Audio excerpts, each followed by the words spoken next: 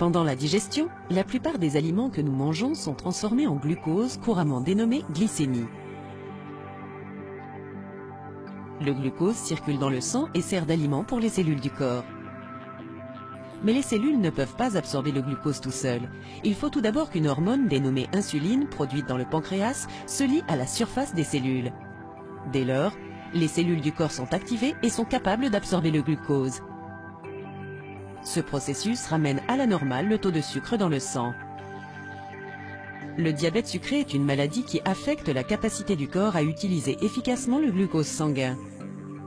Dans le diabète de type 1, le pancréas ne produit pas suffisamment d'insuline. Le glucose ne peut donc être absorbé pour ravitailler les cellules.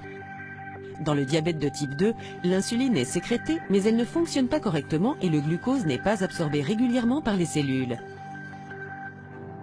Ces deux types de diabète ont les mêmes conséquences. Le glucose n'est pas absorbé par les cellules. C'est pourquoi les personnes atteintes de diabète ont un taux élevé de sucre dans le sang. Sans une absorption correcte du glucose à partir du flux sanguin, les cellules sont en manque de carburant. Quel que soit le type de diabète dont elles sont atteintes, les personnes diabétiques doivent surveiller leur taux de glycémie. En fonction du type et de la gravité de la maladie, les diabètes peuvent être gérés par un régime alimentaire ou par médication.